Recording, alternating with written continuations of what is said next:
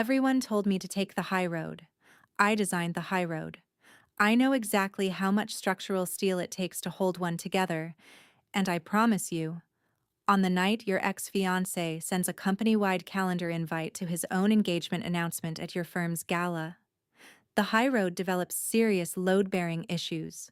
So I did what any self-respecting, professionally accomplished woman with a sharp tongue and a temporarily bruised ego would do. I hired someone. Tall. Quiet. The kind of compose that makes other men recalibrate their posture just by walking into a room. I gave him a briefing folder. I should have given myself one. Welcome back to Eliana's Romance Library, where the slow burn is always worth the wait. Quick thing before we dive in, drop a comment and tell me where you're listening from. I want to see every city, every time zone, it's midnight and I have no regrets down there. Let's see how far this community reaches. And if you want episodes before everyone else, early access, full batch uploads, all the membership perks, the link is right below this video. First in, first served. All right, Clara and Landon are waiting. Let's go. Chapter 1. The Brief. The presentation was going beautifully, which is the only reason I noticed the note. I don't get rattled mid-pitch. I've presented to hostile boards, skeptical city planners, and one memorably unhinged client who brought his therapist to a zoning meeting. I know how to keep my voice level while my brain is doing 17 things at once. It's not a skill. It's architecture. So when my assistant slipped a folded paper onto the podium during my transition to slide 9, I took it, opened it with one hand, kept talking with my mouth, and detonated quietly in my chest while the rest of me finished explaining the load distribution on the Harlow Tower's north elevation. Dominic confirmed for the gala. +1. She's wearing his grandmother's ring.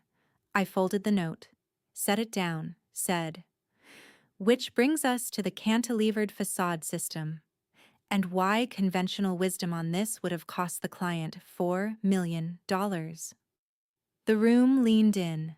I smiled like a woman whose ex-fiancé had not just weaponized a company calendar invite. Here's what you need to know about Dominic. He is handsome, moderately talented, and constitutionally incapable of a graceful exit. When he ended our engagement 14 months ago, he told me, with genuine feeling, which was almost worse, that I was a lot. Too driven, too certain, too unwilling to, and I am quoting directly here, leave room for someone else in the blueprint. I didn't cry. I went home and redesigned my apartment. The point is, Dominic at the gala was survivable. Dominic at the gala, newly engaged, performing his romantic redemption arc in front of every senior partner I'd spent 6 years impressing. That was a different structural problem entirely. I needed a solution by Friday. I found the agency through a client referral, the kind of client who hires professionals for everything, including, apparently, social survival. The service was straightforward, vetted, discreet, elite. Not what you're thinking. Exactly what I needed. I made the call from my office with the door closed and my second coffee going cold. I need someone for Friday evening, black tie, 4 hours maximum. I pulled up the event brief on my second monitor like the situation was a contractor negotiation, because that is exactly what it was. Presence is non-negotiable. He needs to fill a room without announcing it. Punctual. No improvisation. The woman on the phone had the practiced neutrality of someone who had heard far more alarming requests. She said a profile would be sent within the hour. I said, "Make it 30 minutes." She said, "Of course." The profile arrived in 22. I was in the middle of a structural review and I told myself I'd look at it after. Then I looked at it immediately, because I am honest with myself even when that's inconvenient. The photograph was... I set my coffee down. He had the kind of face that suggested the word fine had personally offended him at some point, and he'd decided to be something else entirely out of spite. But it wasn't the photograph that made me sit back in my chair. It was the single line in his profile under special notes. Client is advised. This one doesn't follow briefs. I picked up my phone. I typed. Confirmed. Friday. 8 o'clock. He'll follow mine. I sent it before I could apply any architectural judgment to the decision whatsoever. That was my first mistake. I made it wearing a very good blazer, which I think says everything about how the next 72 hours were going to go. Chapter 2. The Arrangement. He was already there when I arrived. I'd chosen the venue deliberately, a bar quiet enough for a conversation and expensive enough to signal that I was not a woman who could be handled carelessly. I arrived 7 minutes early, took a corner seat with sightlines to the entrance, and arranged my folder with the particular precision of someone who was absolutely, completely calm. The folder had 6 pages, a role brief, a guest reference list, 3 approved conversation topics, a 1-page character background I'd constructed for him, because if we were doing this, we were doing it properly. I had also, technically, laminated the cover sheet. I will not be taking questions. He walked in at exactly 8 o'clock and did not look around the room the way people do when they're looking for someone. He just walked in, found me without searching, and crossed the room with the unhurried certainty of a man who had never once arrived somewhere and doubted he belonged there. He was taller than the photograph suggested. That shouldn't have been relevant information. I stored it anyway. He sat down, said, "Ms. Calloway." I slid the folder across the table. He looked at it, opened it, read it. Not skimming, actually reading, which I respected despite my better judgment. After 40 seconds, he set it down, aligned it neatly with the edge of the table, and said, "I won't need that." "Everyone needs the brief," I said. "Tell me about him instead," he said. His name was Landon. No last name in the profile, which I'd noted and filed under things to revisit. He had the kind of stillness that wasn't absence, more like weather that had decided for the moment to hold. And I told him what he needed to know about Dominic, the firm, the gala, the grandmother's ring, professional context, relevant background. I was concise, and I was accurate, and I was not, under any circumstances, going to give him the version with feelings in it. He let me finish. Then he said, "What specifically bothers you about the announcement?" "The timing," I said. "The venue, the audience." He looked at me with the patience of someone who had heard a technically correct answer before and found it insufficient. I revised. "He's using my professional space to perform something personal," I said.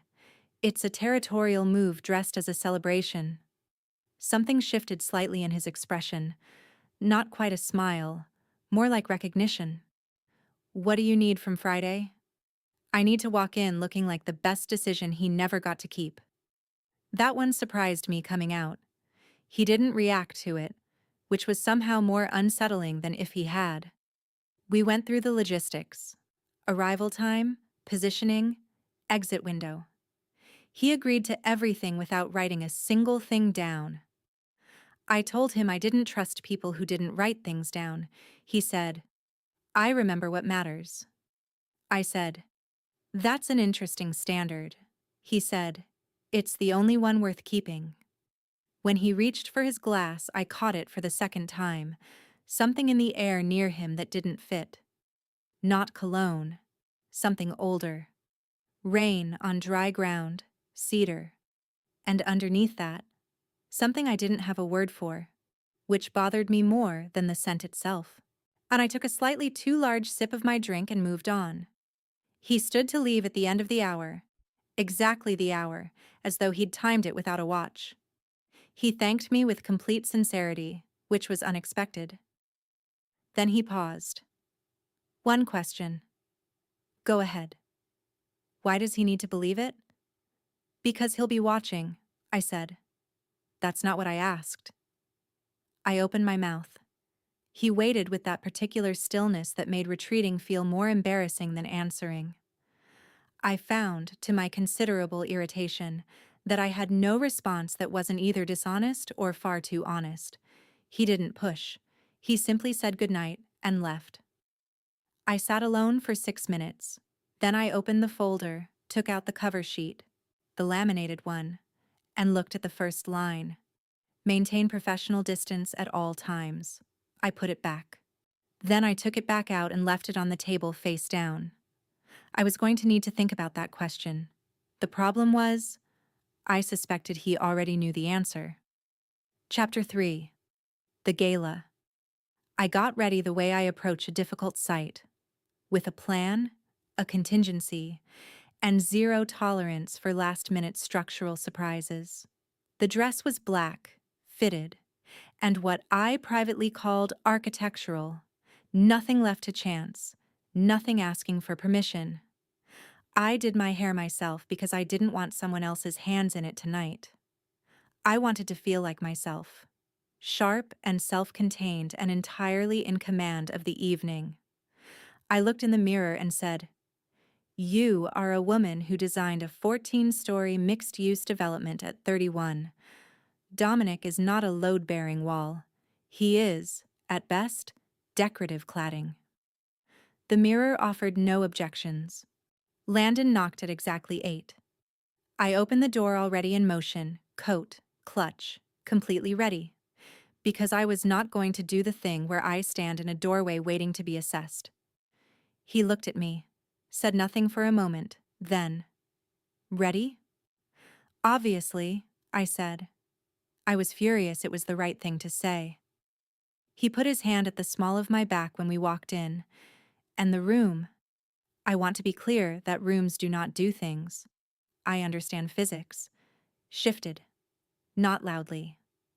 The particular social recalibration of an environment registering that two people had arrived, and something about them demanded quiet attention.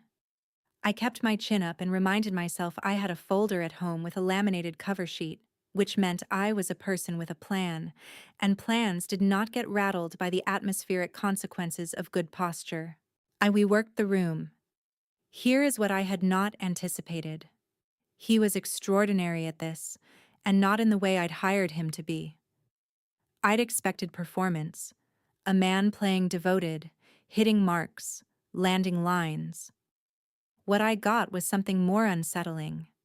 He simply paid attention to me, completely, specifically, in a way that made every conversation we entered feel like the room had been rearranged in my favor without anyone noticing the furniture had moved.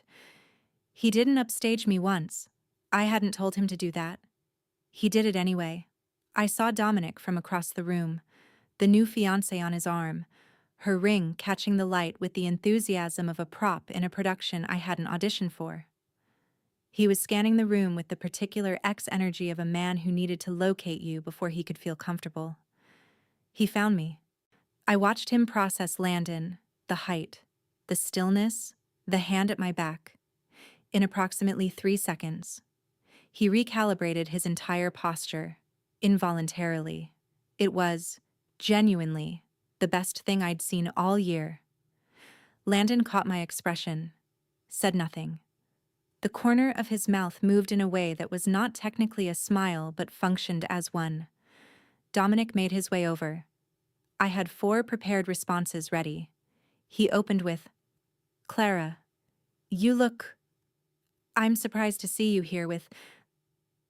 Landon turned to him with an expression of complete, courteous, immovable calm and said, at a volume only the 3 of us could hear, "She mentioned you might be here. I told her it wouldn't be a problem." The implication being, with absolute pleasantness, that Dominic was the kind of thing one prepared for and moved past. Dominic said, "Right, yes, of course." I had to pretend I was looking for a waiter. Later, near the windows, away from the room's main current, I said something to Landon that I meant to keep in my head. A quiet, dry observation about the evening that came out before I could apply any editorial judgment. He looked at me. Then he laughed. low and brief and completely real. We both went quiet. He caught me catching it. Neither of us commented. Outside, afterwards, the car waiting, the arrangement technically concluded. We stood for a moment that stretched 4 seconds longer than it needed to. He said goodnight. I said goodnight. He walked to his car. I got in mine, watched the city move past the window. The arrangement is over, I told myself. I have a receipt. I am completely fine. I was fine. I was. Except that he'd asked why it needed to be believed. Buck and I still hadn't answered it, and I was starting to think the reason I hadn't answered it was the same reason I'd left the laminated cover sheet face down on the bar table. My phone lit up on the seat beside me, a message from the agency, booking confirmed closed, full payment received. And below it, flagged separately, a second notification I hadn't expected. Client has requested the booking record be sealed under confidentiality protocol. Non-standard. Authorized at senior level. I stared at that for the rest of the drive home. Senior level meant it hadn't come from an assistant. It had come from him. Why would a hired date seal the record? Why would a hired date have the authority to seal anything? Chapter 4. The Boardroom. I googled Landon, Elite Dating Agency Senior Authorization Protocol at 11:15 on a Thursday night and got absolutely nothing useful, which was somehow more unsettling than a result would have been. I googled Landon, no last name, confidentiality seal, and got a Wikipedia article about medieval land rights that I read for 6 minutes before I caught myself. I closed the laptop, made tea, told myself it was a standard privacy measure for high-profile clients, told myself I was overthinking a footnote, told myself to get 8 hours of sleep before the most important pitch of my professional career. I got 5. The morning ran on coffee and the particular adrenaline of someone who has been building toward a single moment for 8 months and refuses to let anything, including a deeply confusing Thursday evening, compromise it. I knew the Harlow Tower pitch the way I knew my own floor plan. Every load point, every sightline, every number that mattered. The acquiring conglomerate's team would be formal, probably impassive, possibly hostile in the way of people evaluating an asset they've already decided to revalue downward. I was prepared for all of it. I was not prepared for what was sitting at the head of the table. I set my portfolio down first. Then I connected the presentation cable. Then I looked up because that's the professional sequence, and I execute professional sequences even when my chest has apparently decided to stop functioning correctly. 4 seconds. That's how long my narration went silent. And I never go silent. He was in a better suit than Friday night. Dark, precise, expensive in the way of things built to outlast trends. He was sitting at the head of the table of the global conglomerate that had just acquired my firm, with a glass of water and a leather folio, and the exact same stillness he'd had when he walked into the bar. He looked at me. He did not acknowledge Friday. Not by a flicker. Not by a breath. I had approximately 4 seconds to decide who I was going to be. I opened my portfolio. I clicked slide 1. I said, "Good morning." The Harlow Tower represents a fundamental rethinking of how a building earns its place in a skyline rather than simply occupying one. My voice was level. My hands below the table were a separate jurisdiction entirely. Underneath the pitch, running parallel, at speed, like a secondary structural system nobody had approved, my brain was doing the full inventory. The profile with no last name. The sealed record. The way he'd filled the bar without trying. The question he'd asked that I still hadn't answered. I kept talking. Because the alternative was professionally unsurvivable, and I am not, under any circumstances, a woman who makes scenes in boardrooms. He asked one question, 40 minutes in, during the structural methodology section, when I'd almost found a workable rhythm. The load distribution on the north elevation, You've cantilevered further than the site survey recommends. Walk me through the reasoning. Not a challenge. A genuine technical query from someone who had actually read the survey. I walked him through it. He nodded once. Said nothing else for the remaining 20 minutes. Which was worse. The room thanked me. Filed out with the efficient current of people who bill by the hour. I packed my portfolio slowly and deliberately because I needed 30 seconds and I was going to take them without apology. When I looked up, it was just us. He said, "Ms. Calloway." I said, "Mr. Ars." I stopped. I had paid this man $3,200 and I did not know his last name. The pause lasted long enough to be anatomically visible. He said, "Chase, Landon Chase." He let that land. Then, "Your pitch was excellent." I said, "I know." I walked out. I made it through the lobby, through the revolving door, and 40 meters down the street before I stopped on the pavement and searched his name. The results loaded in 3 seconds. CEO, founder. Global acquisition portfolio spanning 4 continents. Valued at... I scrolled past the number because it made my vision do something strange. Reclusive. Rarely photographed. One image from 18 months ago. Long lens. Slightly blurred. Unmistakably him. My mouth said, to the pavement, to no one. I paid the most powerful man in the city $3,200 to hold my hand at a party. A cyclist swerved around me. I am going to need a much larger coffee. My phone buzzed. Unknown number. One message. Your pitch has been shortlisted. Decision communicated through official channels by end of week. KV. He had my personal number. Of course he had my personal number. I stared at it for a long time. Then I typed back. How long have you had this number? 3 dots appeared. Then, since the agency sent your booking confirmation. I put my phone face down in my bag and walked until I found a cafe, and then I sat in it for 25 minutes processing the specific experience of being several steps behind a man I had technically employed. Chapter 5. Terms and Conditions. I drafted the first email at 7:15 the next morning. Mr. Chase, given the circumstances surrounding our recent professional overlap, I believe a formal clarification of boundaries would serve both. I deleted it. Too stiff. Read like I was filing a complaint with HR about a situation that had no HR-appropriate vocabulary. The second draft was worse.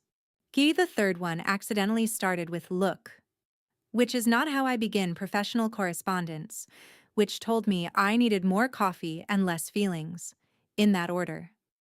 Over 2 days, I wrote and deleted 4 emails. I want to be clear. I deleted them because they were unprofessional, not because I reconsidered.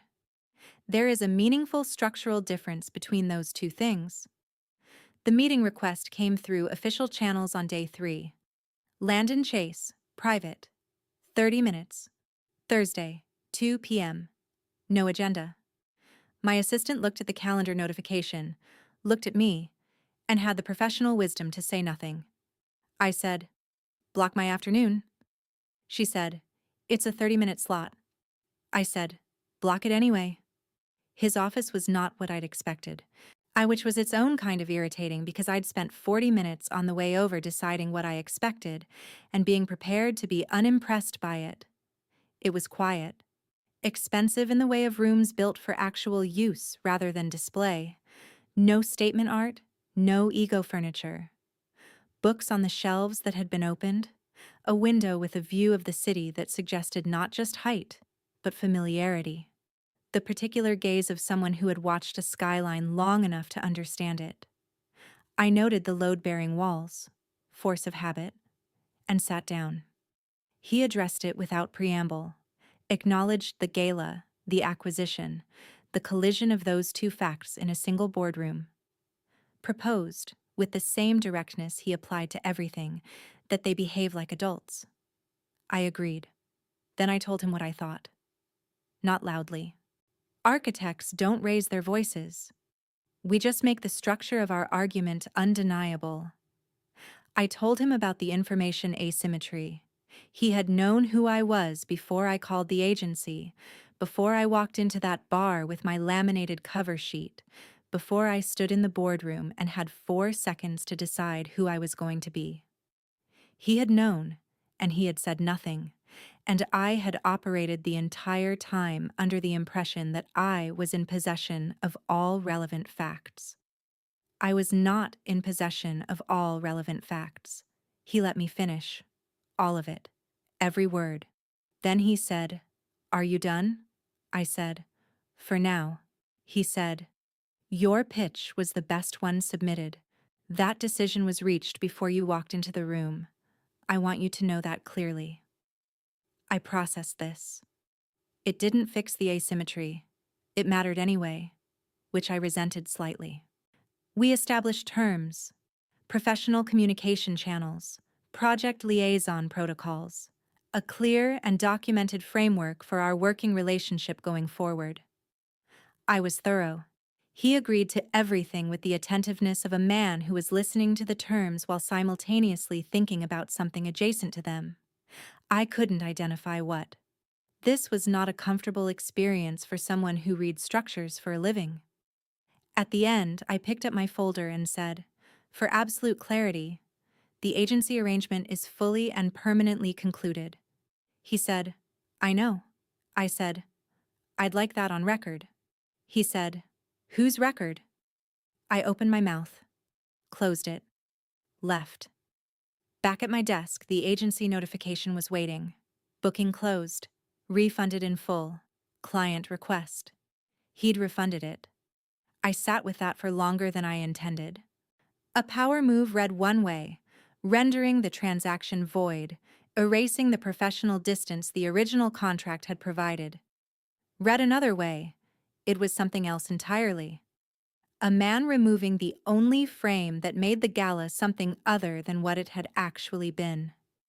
I didn't reply to the notification. I opened the Harlow project files instead and stared at the east elevation until the lines started meaning something again. My phone screen lit up. A calendar invite. Site visit, Chase Estate Development. Friday, 10 a.m. Attendance, Callaway, S.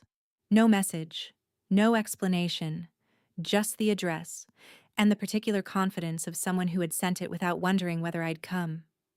I accepted it. I told myself it was because the project required it. The east elevation didn't argue. Chapter 6. Pack Behavior. The estate was 40 minutes outside the city, which gave me 40 minutes to be entirely professional about the fact that I was driving to a site visit hosted by a man whose last name I'd learned in the worst possible sequence of events. I used the time constructively. I reviewed the development brief. I checked the site survey. I identified 3 questions about the eastern boundary drainage that genuinely needed answering. I did not think about the refund. Much. The property announced itself before the gate did. The particular quality of land that had been kept, rather than merely owned. Old trees with the unhurried posture of things that had never been asked to move. Stonework that predated the current building by at least a century. I pulled up the drive and felt the specific professional appreciation of an architect encountering a site that had its own structural logic already written into it. Then I got out of the car and met the people. There were 5 of them. Landon's inner circle, introduced without titles, which I noted. A man named Reeve, who was built like a structural column and smiled like someone who found most situations privately amusing. A woman named Petra, who assessed me with the quiet efficiency of a very good editor. And Sarah, who shook my hand and said, "We've heard about you," in a tone that was warm enough to be genuine and specific enough to be interesting. I said, "Good things, I hope." Sarah said, "Useful things." I decided I liked her immediately, which is rare for me and slightly suspicious. They moved differently. I noticed this within the first 20 minutes and spent the following hour trying to find the professional explanation for it. They were warm, functional, clearly intelligent. But there was a grammar to how they occupied the space that I couldn't quite parse. Nobody stood with their back to a doorway. Conversations paused when Landon shifted position and resumed when he settled. Not out of deference exactly. More like tide responding to something gravitational. Automatic. Biological. Landon himself was different here. Not less controlled. The control was simply more visible, like architecture that reveals its engineering when you know where to look. He walked the estate with a specificity that told me he'd thought about every meter of it long before the development brief existed. He talked about drainage, aspect, soil composition. He was precise and he was knowledgeable. And he was, to my considerable inconvenience, very easy to work beside. The moment I filed and didn't examine until later.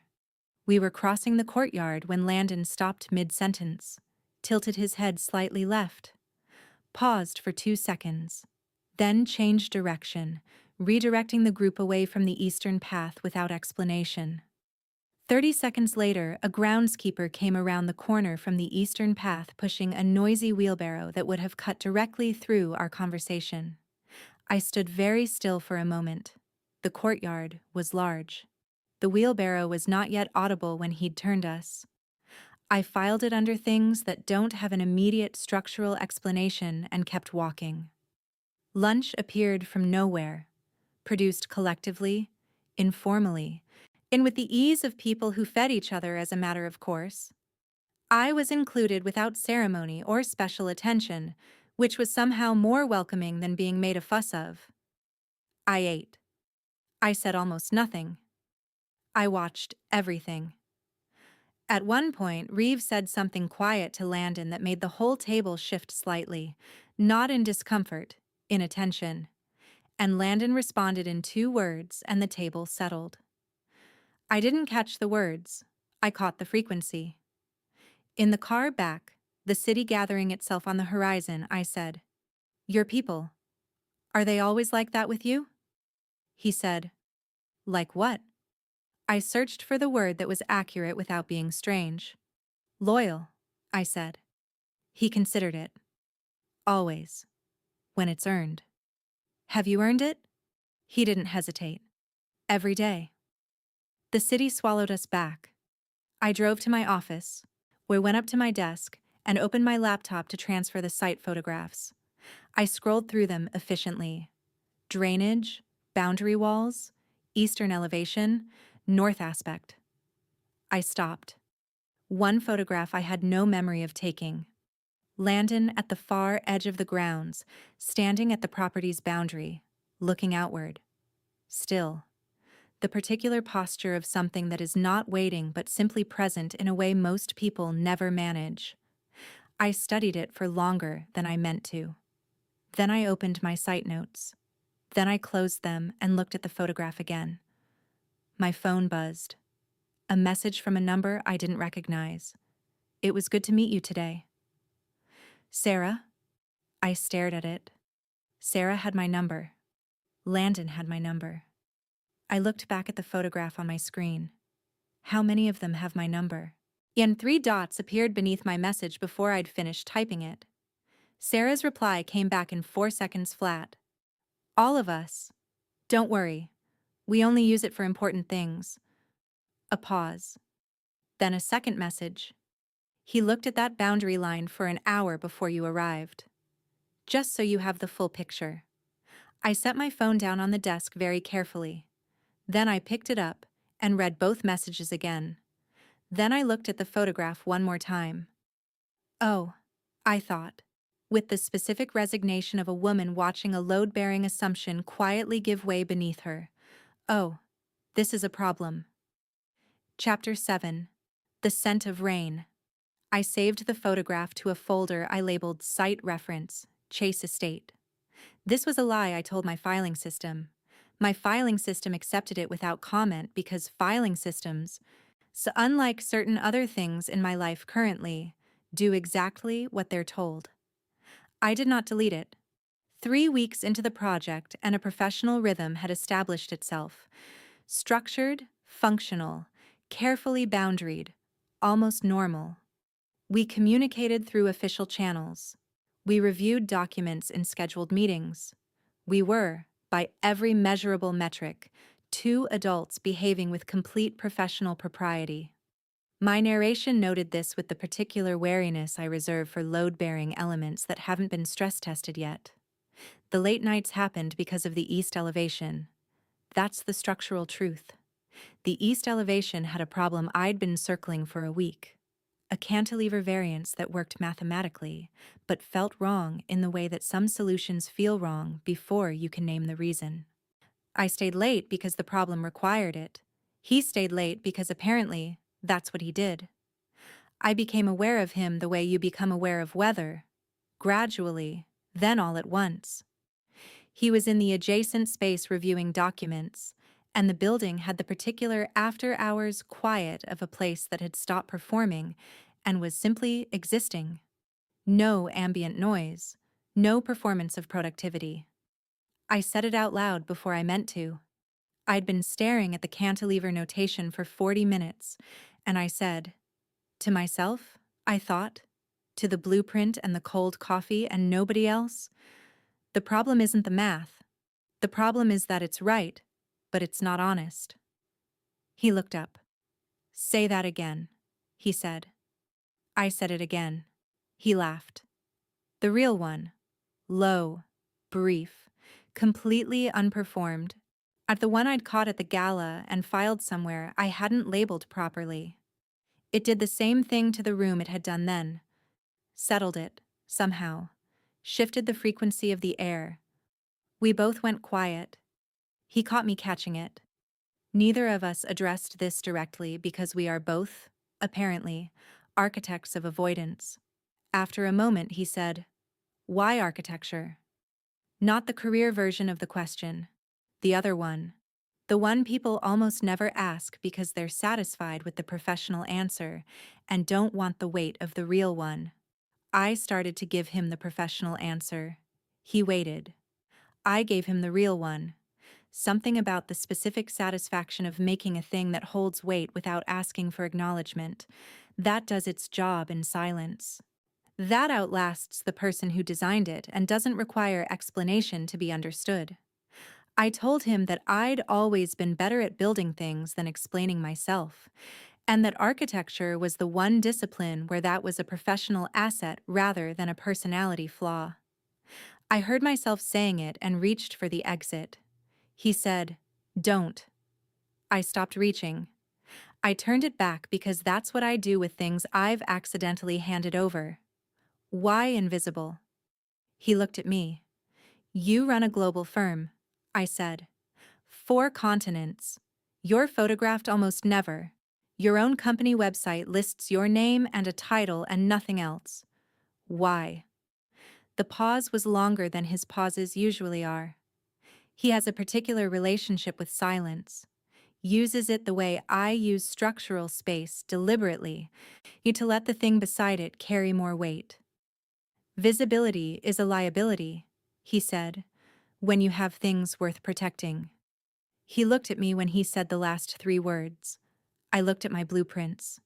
It was warm in the building the way buildings get late at night when the ventilation cycles down and the heat of the day settles in the walls. The scent I'd been cataloging and refusing to examine was clearest here. Rain on dry ground, cedar, and beneath that, the unnamed thing that wasn't cologne, wasn't product, wasn't anything manufactured. Something biological. Something that seemed to exist at a frequency just below normal sensory range, where the body registers it before the brain does. I noticed it the way you notice a structural sound. Not alarming, just present, and impossible to unhear once you've heard it. I took a sip of cold coffee and returned to the blueprint. He crossed the room to look at something on my desk. I'd been describing the cantilever problem in the abstract, and he wanted the specific point. He leaned in beside me. We were looking at the same line on the same drawing, and the air had the quality of a sentence that hadn't finished yet. He straightened after a moment. The cantilever on the north section? He said. That's your problem. I looked. He was right. I had known he was right before he said it. I know, I said. You knew before I said it. Yes. A beat. Then why were you still here? I looked at the blueprint. The blueprint offered no assistance whatsoever. I said, the north section needed a second opinion. He said, did it? It wasn't a question. I didn't answer it anyway. And we left at the same time, both reaching for coats at the same moment with the slight awkwardness of people who had been carefully not noticing each other for 3 hours. The building's corridor was narrow in the particular way of things built before personal space was an architectural consideration. He walked with me to the lift, not escorting, just both leaving, in the same direction, at the same time. The door opened. I stepped in, turned. He was closer than the geometry of the situation required. Not inappropriately, just close. In the way of a space that had miscalculated the distance between two people who had been pretending distance wasn't the thing they were managing. The door closed.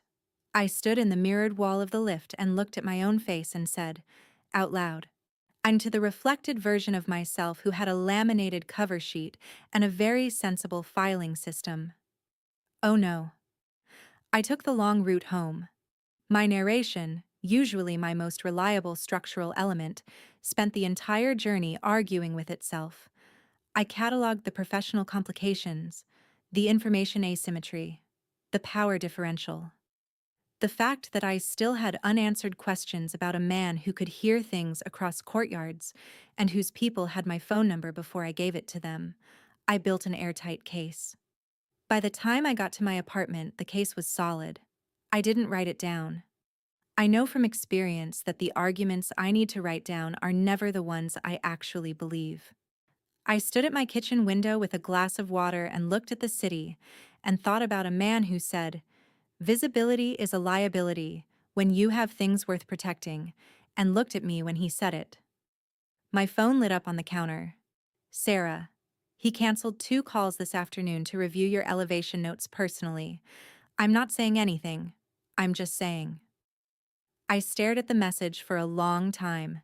Then I put my phone face down, finished my water, and went to bed. I stared at the ceiling for an hour. Oh no, I said again, to no one, in the dark. The ceiling had nothing helpful to add. Chapter 8. What She Knows.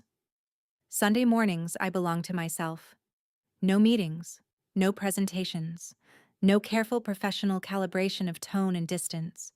Just my apartment, my coffee, and the particular silence of a city that hasn't fully decided to be awake yet. I make coffee the same way every Sunday, properly, with the small stovetop pot my mother gave me when I got my first commission, which takes 4 minutes longer than every other method and is worth every second. I have one very healthy plant on the windowsill named after a structural engineer I admire. I talk to it occasionally. It has never once told me I was a lot. I was halfway through the coffee when the splinter worked its way loose. It was something Sarah had said at the estate, an offhand comment during lunch, sandwiched between something about the northern boundary wall and a debate about drainage gradients. I'd processed it at the time as background, filed it, moved on. Standing at my kitchen window, I played it back. He's been this way since the territory settled. You stop questioning the range after a while. The range. I set my coffee down. I played back the courtyard. The wheelbarrow he'd heard before it was audible. The way the whole table had shifted frequency at Reeves' quiet comment. The movement pattern. Nobody with their back to a doorway, ever, and not because anyone had arranged it that way. Because it was instinct. Because it was the kind of physical grammar written into muscle rather than taught. The photograph. The boundary line. He looked at it for an hour before you arrived. I opened my laptop. I want to be clear. I did not search for werewolves. I am an architect. I follow evidence to its structural conclusion, and I do not skip load points because they're inconvenient. I searched for Landon Chase. his family estate, the property records, the land ownership history of the county.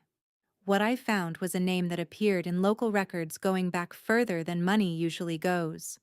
Not just wealth, rootedness, the specific depth of something that had never needed to leave because it had never needed to go anywhere else to be what it was. I followed the thread. It led me, eventually, to a regional historical archive I almost closed 3 times.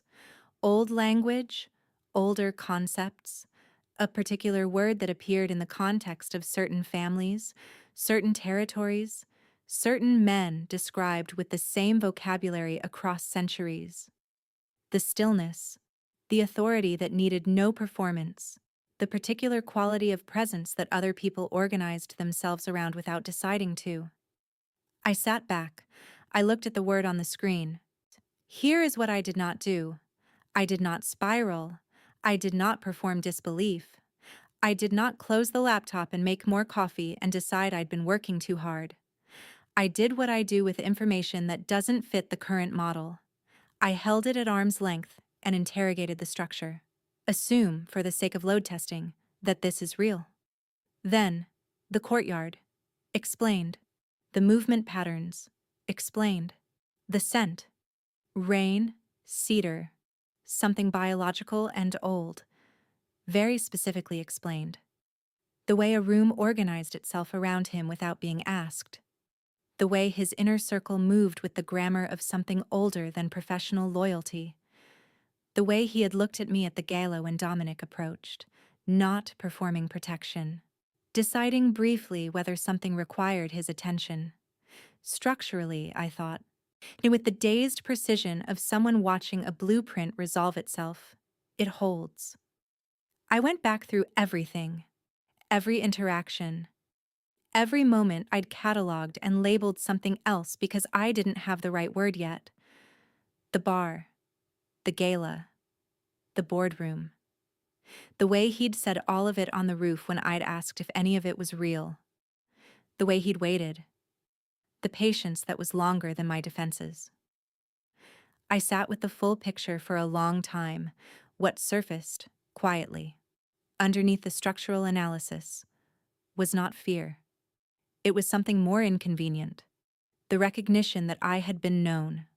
Not managed, not performed for. Known in the specific way of someone paying attention to the right things. That his patience wasn't strategy. That the question he'd asked at the bar wasn't professional curiosity. And that I had been building walls around something that had already decided quietly that it was on the other side of them. I closed the laptop, opened it again, picked up my phone. I called him. It rang twice. He picked up and said, "Clara." Not Ms. Calloway. Not hello. Just my name, in the particular tone of someone who had been waiting for the call without knowing when it would come. I said, "We need to talk." A pause. Careful, not surprised. "I know," he said. "Now, if you can." "Where are you?" "Home. I'll come to—" "No," I said. "Somewhere neutral." A beat. "I know a place," he said. "I'll send you the address." The message arrived before I'd put my coat on. I looked at it. Then I looked at my plant.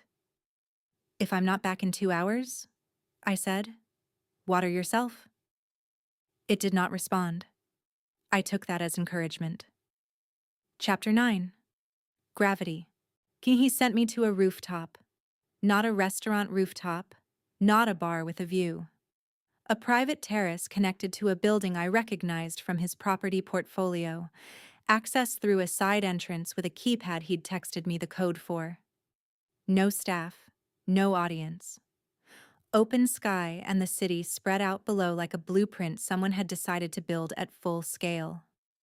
I arrived first. I always arrive first.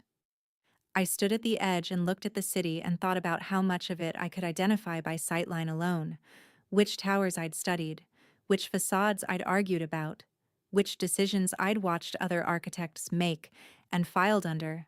I would have done that differently. I heard him behind me. He came without the corporate architecture.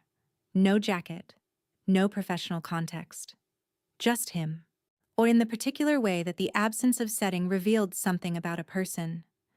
He looked, without the boardroom around him, like something that had always existed and simply chosen today to be visible. He sat. I stayed standing. He didn't ask me to sit. "I know what you are," I said. He looked at me. A moment. Then he sat forward, set his forearms on his knees and said, "Tell me what you know." So I did. Not as accusation, as inventory. The way I'd approach a structural assessment methodically, without editorializing. The records, the archive, the word. Every physical detail I'd cataloged and refused to interpret until I had enough of them to build something honest from. He listened to all of it without interrupting once. When I finished, he said, "You're accurate." 2 words, delivered like any other truth. All of it? All of it. I asked the questions I'd prepared. Good ones, practical, structural, the kind that established load-bearing facts rather than atmosphere. What it meant physically, what the pack was, how it functioned, what alpha meant in reality rather than in the archive's antique vocabulary. He answered everything. No mythology, no performance. Just fact, offered with the same directness he applied to cantilever calculations. I asked about the scent.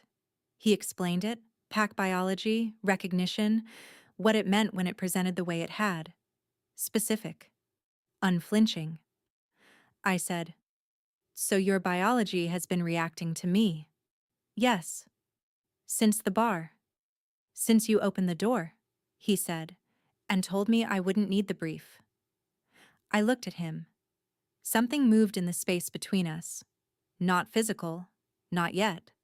Tectonic. And the kind of shift that doesn't announce itself until you notice everything is slightly different than it was. I looked at the city instead. "The agency," I said. "Why?" He was quiet for a moment in the considered way, not the evasive one. "Your firm was already in acquisition review. Your name was in every brief. Your work was—" A pause, unlike his usual pauses. "I was curious about you. Before you called." "So you knew who I was?" I said. "Yes." "Before I hired you?" "Yes." I processed this. Built the full picture. Let it stand. Was any of it real? The longest pause in 9 chapters. He looked at me with the look I'd been cataloging since the bar, the one that had never once felt like performance, and said, "All of it." I pushed. Because I am who I am. And knowing a thing is true doesn't mean I'll accept it without stress testing the structure. I pushed on the information asymmetry, on the power differential, on the specific problem of a man who had known everything while I'd operated on incomplete data. He didn't deflect. He said, "You're right. I had an advantage I didn't disclose. I would make a different choice now." "Which choice?" "I would have told you at the bar." "And if I'd walked out?" "Then you'd have walked out." I looked at him for a moment. "You'd have let me." "Yes." "Why?" He said, "Because something you choose under false conditions isn't actually a choice." I sat down. The evening came in slowly, the city shifting from gold to gray below us, the air dropping a degree, the specific quiet of a high place when the wind settles. And I said, "I don't know what to do with this." He said, "You don't have to do anything with it tonight." That's an unusually patient position. I've had practice. I almost smiled. The almost was visible. He saw it and did not comment, which was somehow the most intimate thing that had happened between us yet. I stood to leave. He didn't move to stop me. I got to the door to the rooftop stairs. Stopped. Turned back. "The revision you requested on the east elevation," I said. "The cantilever note." He said, "Yes? You were right." I left. On the stairs, I could hear the city, traffic, wind, the low register of a place that never fully stops, Behind me, on the roof, nothing. Complete stillness. I had cataloged enough to know exactly what that meant. I kept walking. My phone buzzed halfway down. Sarah, how did it go? And I stared at the message. Then I typed, how do you people keep getting in my phone? Her reply, we're very motivated. Also, he's been standing at the edge of the roof since you left and hasn't moved. Just so you have the full picture. I stopped walking. Looked up, involuntarily, as though I could see through the building. I typed, tell him to go home. Sarah, you tell him? I think that's rather the point. I put my phone in my pocket and stood in the stairwell for a moment. Then I walked out into the city, which was doing what cities do, continuing, indifferent, enormous, full of structures built to last. I thought about a man standing at the edge of a roof, completely still, looking out. I thought about load-bearing walls. I thought, oh, this is going to cost me something. And for the first time, I wasn't entirely sure I minded. Chapter 10. Load-bearing walls. I told my plant about it. Not all of it. The structural summary. The rooftop, the conversation, the things confirmed, and the things still open. My plant is a good listener in the specific way of things that can't offer opinions. I find this useful. It did not tell me I was a lot. I watered it twice that week. 2 weeks settled into a new kind of rhythm. Still professional, still boundaried, but honest in the way the earlier weeks hadn't been. We both knew what we knew. We didn't perform ignorance about it. We also didn't do anything with it, which was its own kind of structural choice. 2 load-bearing elements holding position while the building around them figured out what it was doing. My narration described this as measured. My plant, I suspected, would have used a different word. Landon reviewed my revised elevation drawings on a Tuesday and sent back 3 notes. Specific, technically sound, one of them catching a variance I'd missed and would have caught myself eventually, but hadn't yet. I incorporated all 3 without comment. He didn't mention the rooftop. I didn't mention Sarah's message. We were, by every professional metric, functioning perfectly. The narrow bridge held. It stopped holding on a Thursday. The challenge came from Marcus Webb, one of the firm's displaced old guard partners, a man whose entire professional identity had been built on a seniority structure the acquisition had quietly made irrelevant. I'd known he was unhappy. I hadn't anticipated the specific shape his unhappiness would take. He raised it in a partners' meeting I wasn't in. I found out through my assistant, who delivered the information with the careful neutrality of someone conveying structural damage reports. Webb had found the gala photographs. Not hard to find.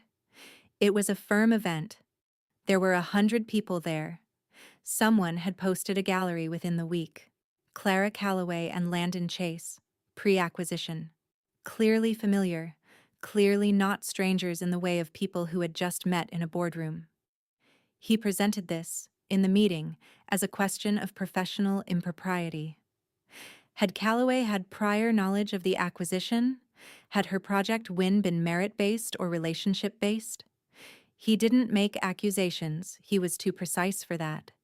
He simply raised questions in the specific way of people who understand that questions, once raised in the right room, don't need answers to do damage. And I sat with it for 20 minutes after my assistant told me. Cold and clean, the way I get when something threatens the thing I've actually built. Not the relationship, not the situation, but the work. 8 months of structural thinking. The Harlow Tower. My professional name, which I had spent 6 years making synonymous with the quality of the work and nothing else. Reduced in one partner's meeting to a question about who I knew. I picked up my phone. He picked up on the first ring. I was professional, precise. I explained the situation without editorializing. The photographs, Webb's challenge, the specific nature of the damage a question like that could do in an acquisition context where everything was already unsettled. Then I said, I need you to step back from the Harlow project. From direct contact with me outside formal channels until this is resolved and the work can stand without any question about its context. Silence. Not long, but waited.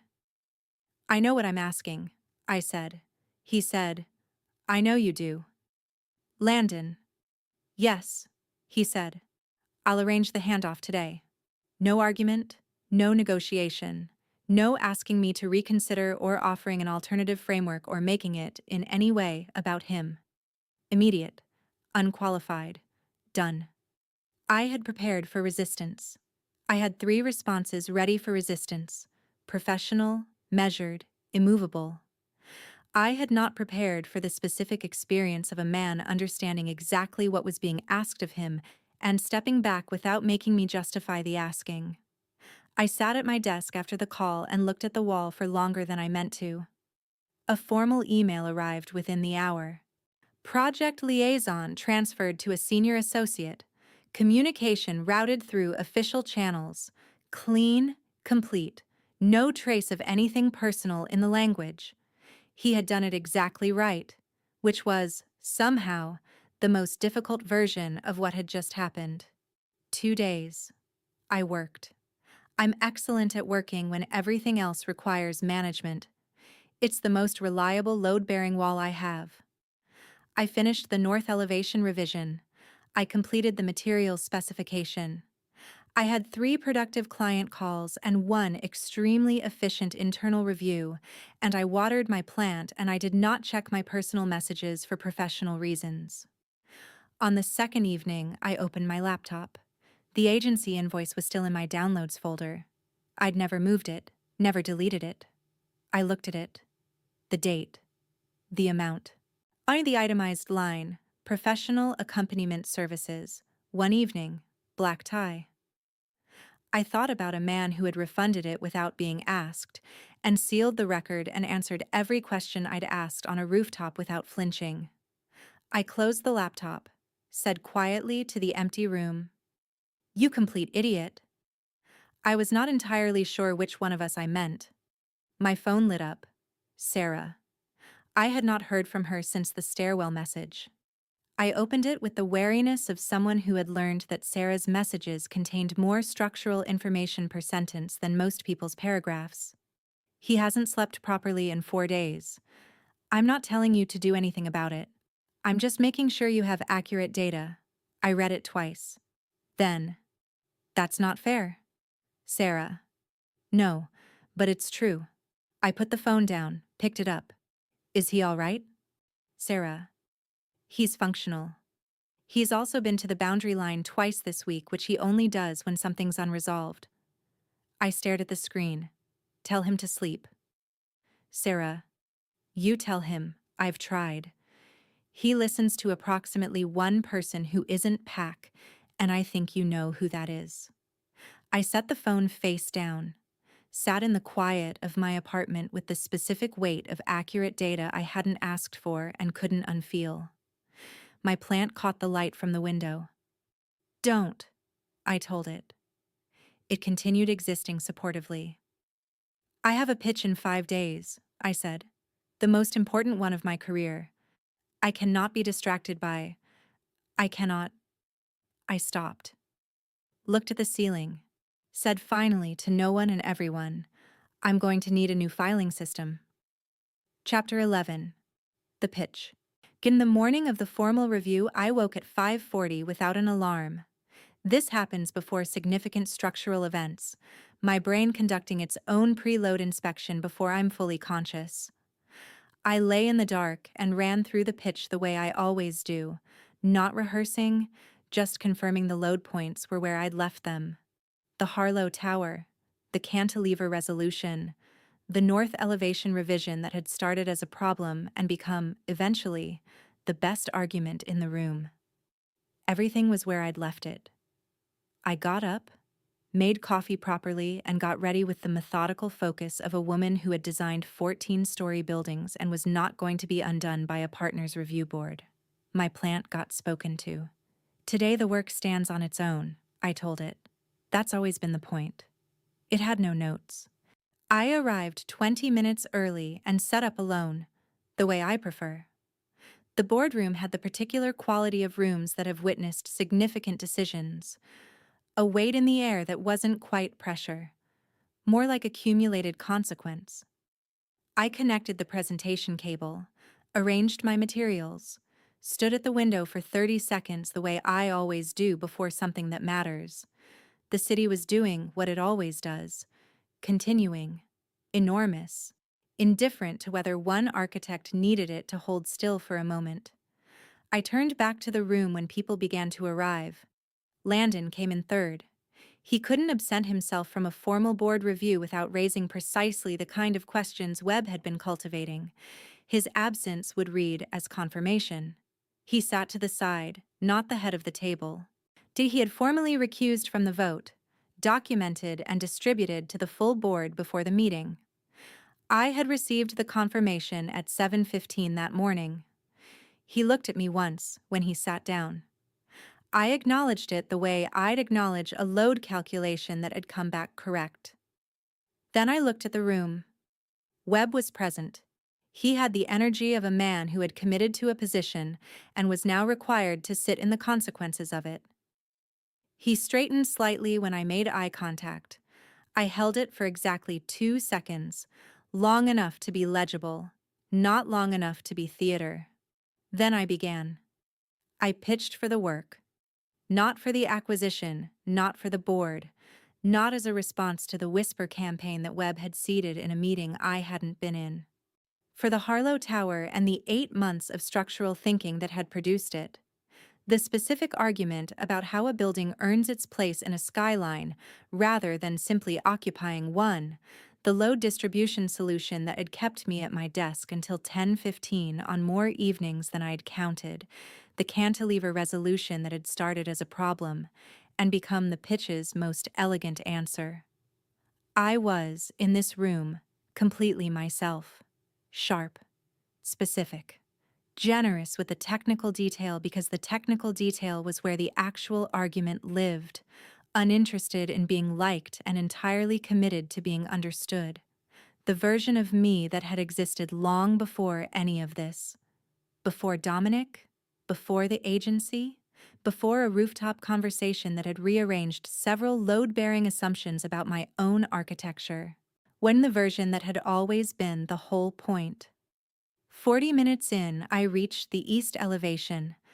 I walked them through the cantilever resolution, the variance, the reasoning, the specific decision to push further than the site survey recommended, and the structural logic that made it not just defensible, but correct. I had been refining this argument for 3 weeks. I'd incorporated a note that had come from a late-night conversation beside a blueprint, from a man who had looked at the same line I was looking at and said, "That's your problem," and been right. I did not look at Landon when I made the argument. I heard him go still. I kept going. The vote took 6 minutes. Approved. Full board. All present members voting. Webb abstained. The weakest possible protest. The professional equivalent of leaving the room without slamming the door. And it barely registered. The room cleared with the particular current of people who had somewhere to be next. Documents gathered. Chairs pushed back. The ambient noise of consequence being absorbed and redistributed as calendar entries. I packed my portfolio slowly. When I looked up, it was just us. He said, "Congratulations." Simple. No boardroom architecture around it. Just the word, meaning what it said. I looked at him. "I didn't need you to step back," I said. He held my gaze. Said nothing. "I needed to know you would." A beat of something between us. The audio equivalent of a load point being tested and holding. He said, "I know. That was the test. I know that too." I looked at him for a long moment. The man who had answered every question on a rooftop without flinching. Who had stepped back immediately and completely and made it, he and in every possible way, about what I needed rather than what it cost him. I said, "You're very annoying." He said with complete composure, "You hired me." I laughed. The real one. Not the gala version, not the professional approximation of warmth. The full, unguarded, slightly disbelieving laugh of a woman who had spent 9 chapters managing a situation that had just conclusively refused to be managed. It came out before I could apply any architectural judgment to it whatsoever. He watched it, the way he'd watched it at the gala and in the office, and every time it had surfaced unexpectedly, like something he'd been patient for, specifically, and was now simply allowing himself to register. The laugh settled. The room was very quiet. I picked up my portfolio, paused at the door, said, without turning around, "Are you free this evening?" A beat. "For a meeting," I added. The pause lasted 3 seconds. "Yes," he said. "Good. I have a document I'd like you to review." I walked out. In the corridor, my narration came back online for the first time since I'd begun the pitch.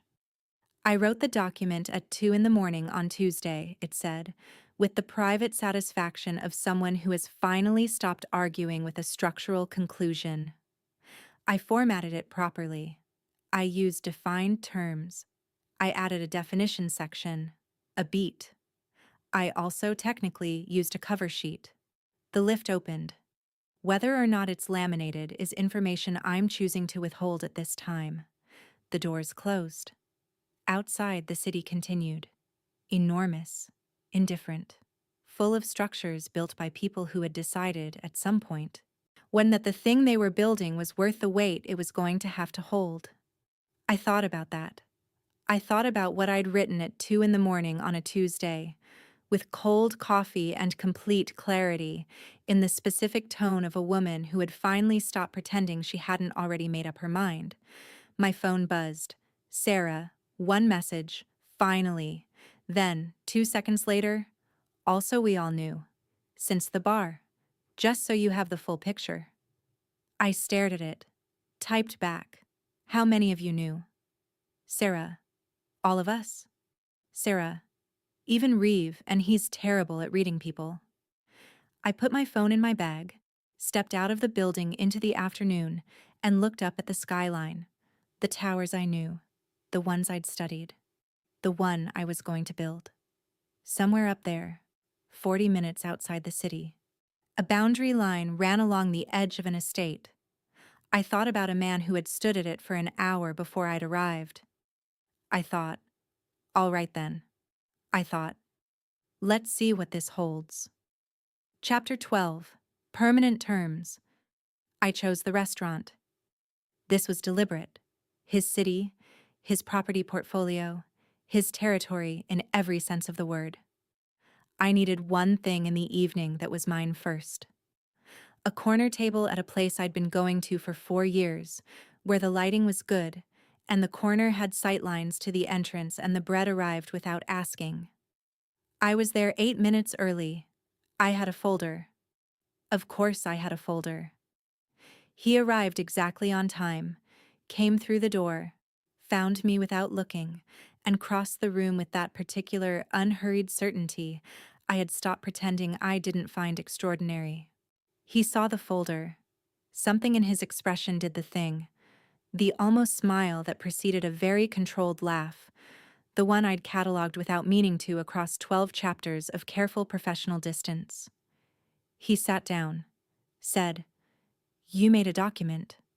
I said, "I make documents. It's what I do." I slid it across. It was, and I want to be precise about this, a genuine revised terms agreement, properly formatted, clause numbered, a definition section that opened with, "For the purposes of this agreement, the arrangement shall mean whatever this actually is, which both parties acknowledge they have been aware of since approximately the bar." Some clauses were entirely sincere. Several were funny. One of them was both, simultaneously, and I considered it my best structural work of the year. He read every word. I watched him read. His expression moved through the definition section with the particular quality of a man holding himself very still in order to not do something else. He reached Clause 7, the one about autonomy, about entering a world without being absorbed by it, about the specific terms under which Clara Calloway was willing to be known by something larger than herself without disappearing into it. He read it twice. He picked up a pen, turned to the last page, wrote something, unhurried, certain, and slid it back. I read it, added, "For as long as you want this. No end date, no performance metrics, no exit clause." Kay. I looked up and said, "That's not legally enforceable." He said, "No, but I mean it anyway." I had questions, because I am who I am, about the pack, about what my presence in that world meant practically, about the assumptions that arrived with the territory. I asked them directly, across a restaurant table, over bread that had arrived without asking. He answered all of them. I pushed on 2 points. He conceded one immediately. We negotiated the other across 3 exchanges. Not argument, actual negotiation, the kind where both people know what they want and are deciding how much of it is reasonable to ask for out loud. I got most of what I asked for. He got the thing he'd actually wanted since approximately the bar. I said, "The pack will need to understand that I'm not a role. I'm a person who is choosing to be here."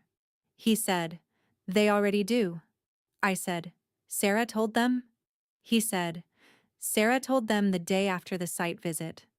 She said you were either going to be very good for this or the most interesting problem we'd ever had." "What did you think?" "Both," he said. I was right. The document sat between us.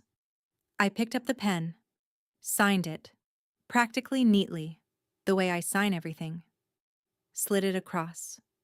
He signed. We looked at each other across the table.